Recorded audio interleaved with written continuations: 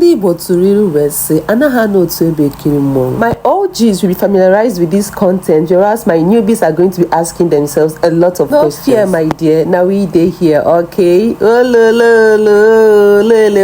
Your tour guide or your road tour guide today is moi, okay?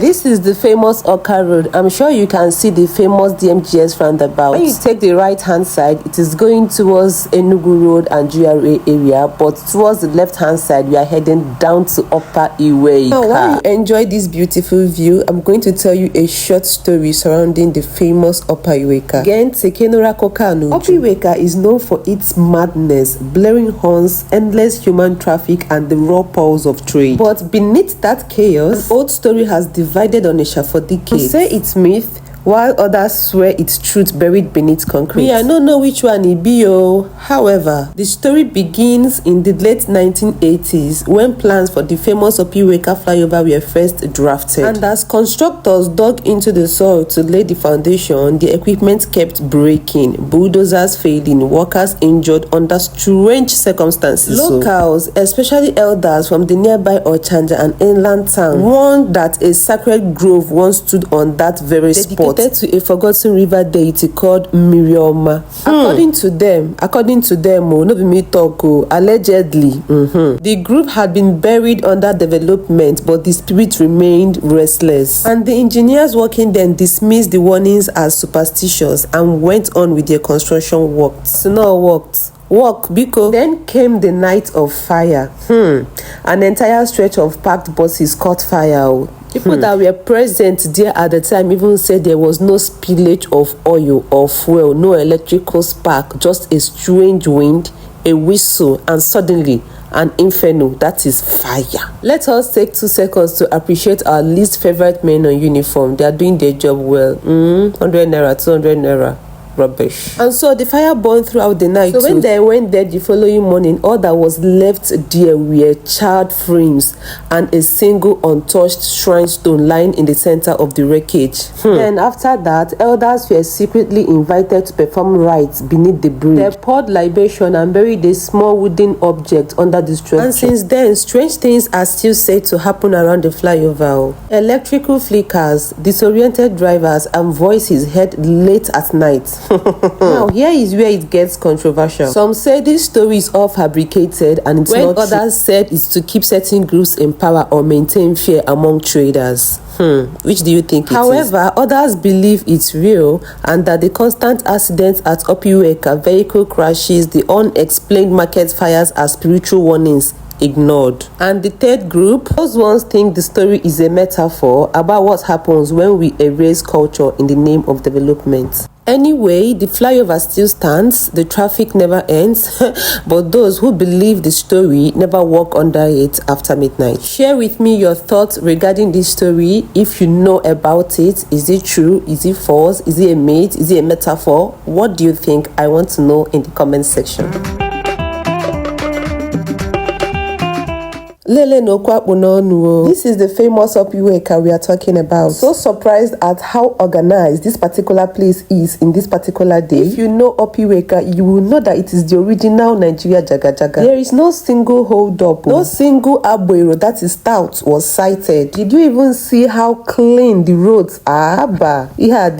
Everywhere was literally shining and well painted. Look at now. I must commend the governor of Anambra State. So, Ludo, you do this one.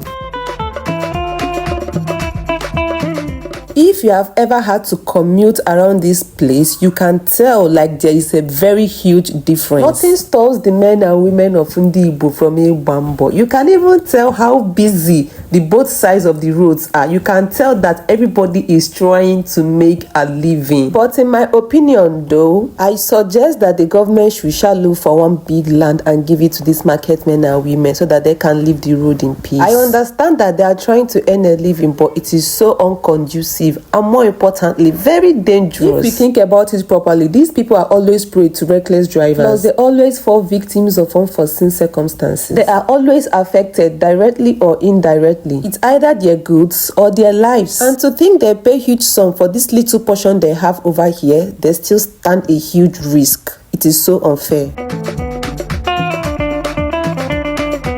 Now this is Owerri Road. The left hand side will take you to Obosi, but when you take the right hand side, you are going straight to Okpoko. We all know Okpoko now, the famous ghetto. But when you keep heading straight, you are going to see Mgbuka Obosi. Oh yes, the famous Mgbuka Obosi.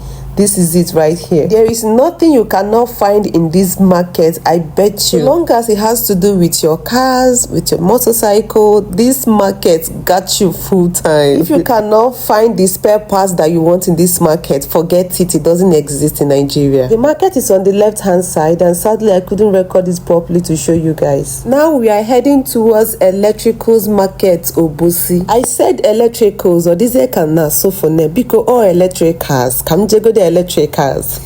Again, you will find everything electricals in this market, ranging from your chandelier to your bulbs to your POP bulbs, anything fancy light, wire or socket, you name them, you are going to find it in this particular market. Now we are heading towards the Second Niger Bridge / Obosi. I'm sure you can already see it on your screen. An interesting thing about the Second Niger Bridge is that it was designed to significantly reduce traffic congestion on the existing Niger Bridge, which has been a major case for concern for ages, I mean for decades. Because if you ever find yourself commuting around the main Niger Bridge, you are going to hate yourself and the reason why you left your house on that particular day. But surprisingly, people don't really commute on it as they should be commuting on it, because it's longer, and you know, the longer the journey, the more the fall. Now this is Oba. I just couldn't tell if it's the new road or the old road. Forget what you are seeing. Oba Road is very good. It just needs a little maintenance on this particular spot. Other than that, the rest of the roads are amazing. I heard that the Oba people are very good at Ofala festival, and once a year the Igwe steps out in his full attire to bless his people. He said that during Ofala, the king becomes a bridge between the living and the ancestors. I also heard that the Igwe disappeared on one particular day after a strange incident. Anyway, allegedly.